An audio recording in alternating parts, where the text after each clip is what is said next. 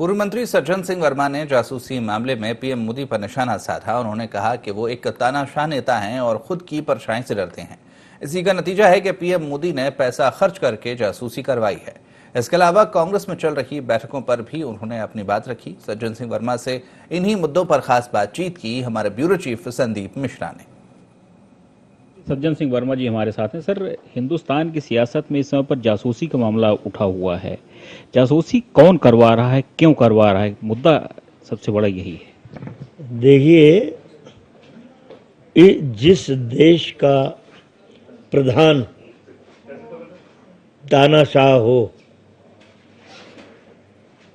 उस तानाशाह को हमेशा एक डर और भय व्याप्त होता है। आप इतिहास उठा के देख लो किसी भी देश का, जहाँ तानाशाह प्रवृत्ति के लोग राज करते हैं, उनके पीछे भय। तो नरेंद्र मोदी साहब भयग्रस्त हैं, खुद के दल से और विपक्ष से। वर्तमान हालत इस देश के बेहद खराब हैं।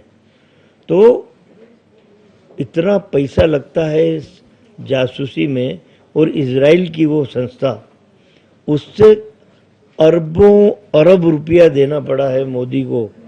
अब आप बोलेंगे कि मोदी पे कैसे आरोप लगा रहे हो। भैया, इतने सारे राजनेताओं के नाम ओपन हुए कि इनकी बीजेपी के भी तमाम नाम ओपन हुए, जिनसे कहीं ना कहीं उनको खतरा था या जो भी था। हमारा एक है ना, कांग्रेस के लोगों के, पत्रकारों के, बीजेपी के नेताओं के, उसमें अमित शाह और नरेंद्र मोदी का नाम क्यों नहीं? यदि ये कहें कि हम नहीं करा रहे हैं, तो अमित शाह और नरेंद्र मोदी का तो पहले ही इनमें नाम आना था।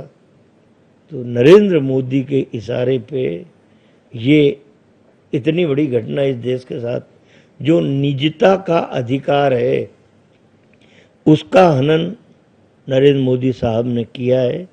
और मैं समझता हूं कि जब एक आम आदमी पे निजता के हनन का हम कानून लागू करते हैं, जेल की सलाखों में डालते हैं, तो एक प्रधानमंत्री के साथ भी वही कानून लागू होना चाहिए। डर की बात आपने कही, डर किससे? देखिए, ये तानाशाह लोग अपनी परछाई से ही डरते हैं, खुद की परछाई से इन्हें डर लगता है। आज कई खुलासे हुए, कई नामों के, 500 नामों के खुलासे हुए में बीजेपी के तमाम नेता हैं। एक दो तो अभी वर्तमान में मंत्री हैं, 3-4 उनके नाम भी आए हैं। तो खुद अपनी परछाई से तानाशाह डरता है। कुछ मध्य प्रदेश के लोगों के भी नाम आ सकते हैं। नहीं, आए हैं ना, मध्य प्रदेश के भी तमाम राजनेताओं के नाम आए। बीजेपी के हैं, अभी कांग्रेस के नाम अभी आए नहीं है, पर हैं। 1-2 दिन में उनका भी खुलासा होगा, जिनकी जासूसी नरेंद्र मोदी साहब ने कराई। कमलनाथ जी, दिग्विजय सिंह जी भी साथ में बैठे, बहुत कुछ बातें हुई होंगी, क्या उम्मीद कर सकते हैं? अभी तो 2 ही भाई हैं सगे, बड़े भाई छोटे भाई, तो एक दूसरे के सुख दुख बांट लेते हैं, एक दूसरे के विचार बांट लेते हैं। और विचार मंथन जब 2 ही बैठ के करते हैं साथ में, तो कुछ सार्थक और अच्छे परिणाम निकलते हैं। मंथन होता है तो अमृत ही निकलता है, लेकिन और विष भी निकलता है, तो काहे की उम्मीद है? देखिए, इस समय तो एकता का सूत्र वाक्य है।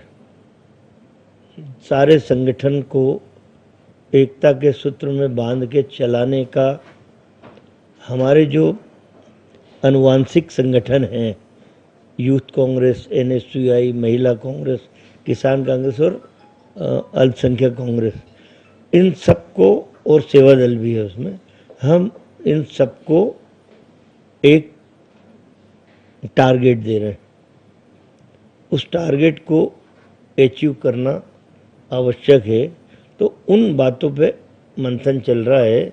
और हमारी 3 विधानसभा और 1 लोकसभा का चुनाव, किन लोगों की ड्यूटी कहाँ पे लगाना है, जाति का समीकरण है, वरिष्ठता का क्रम है, नौजवान लोगों से तालमेल करके, इन सारी बातों पे तो जब इस तरह का मंथन होगा तो अमृत ही निकलेगा। कांग्रेस का तो दमोह का सिर्फ आगाज था, बाकी कांग्रेस पार्टी मोर्चे पर खड़ी है और आने वाले चुनाव में कांग्रेस पूरी ताकत के साथ और प्रचंड बहुमत के साथ जीतेगी, ये कहना है सज्जन सिंह वर्मा जी का। वीडियो जर्नलिस्ट राकेश के साथ संदीप मिश्रा, IDN 24 भोपाल।